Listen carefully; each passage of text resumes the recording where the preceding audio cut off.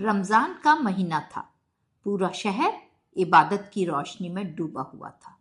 मस्जिदों से अजान की आवाज आती, घर घर में इफ्तार की तैयारी होती और हर चेहरे पर एक सुकून झलकता। उसी शहर के एक छोटे से घर में 12 साल का आमिर अपनी माँ के साथ रहता था। उसके अब्बू का इंतकाल 2 साल पहले हो चुका था। घर की हालत अच्छी नहीं थी।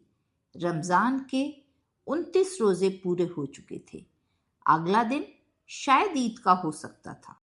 उस रात आमिर ने माँ से पूछा, अम्मी, इस बार ईद पर क्या हम भी नए कपड़े पहनेंगे? माँ ने मुस्कुराने की कोशिश की, लेकिन आंखों में छुपी चिंता साफ दिख रही थी। उन्होंने कहा, बेटा, इस बार बस दुआ करो, अल्लाह बड़ा करम वाला है। अगले दिन आखिरी रोजा था। घर में इफ्तार के लिए बस थोड़ी सी दाल और 2 सूखी रोटियां थीं। अजान से कुछ ही मिनट पहले दरवाजे पे दस्तक हुई। आमिर ने दरवाजा खोला।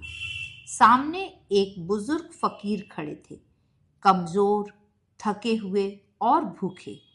उन्होंने धीमी आवाज में कहा, बेटा, अगर कुछ खाने को मिल जाता तो मैं रोजा खोल सकता। आमिर के हाथ में वही प्लेट थी जिसमें उसकी इफ्तार थी। उसने एक पल के लिए अंदर देखा। माँ चुपचाप नमाज में बैठी थी। आमिर के मन में संघर्ष शुरू हुआ। पूरे दिन की भूख और सामने एक भूखा इंसान। कुछ सेकंड बाद उसने बिना कुछ सोचे अपनी पूरी प्लेट उस बुजुर्ग को दे दी। फकीर की आंखों में आंसू आ गए।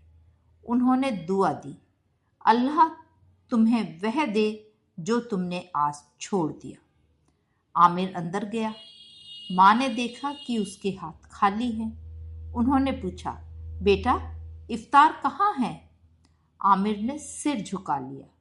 अम्मी, आज किसी और को ज्यादा जरूरत थी। माँ की आंखें भर आईं। उन्होंने आमिर को गले लगा लिया और कहा, बेटा, तुमने आज रोजा ही नहीं रखा, तुमने रोजे का असली मकसद समझ लिया। उसी समय फिर दरवाजा खटखटाया गया। इस बार पड़ोसी खड़े थे। हाथ में एक बड़ा सा थैला था। उन्होंने कहा, आज किसी ने मोहल्ले के जरूरतमंदों के लिए सामान भेजा है और सबसे पहले तुम्हारा नाम लिया। थैले में खाने का सामान, मिठाइयाँ और आमिर के लिए नए कपड़े थे। उस दिन आमिर ने सीखा, रमजान सिर्फ भूखा रहने का नाम नहीं, बल्कि किसी और की भूख मिटाने का नाम है। और सचमुच वो आखिरी रोजा उनकी जिंदगी का सबसे मीठा रोजा बन गया।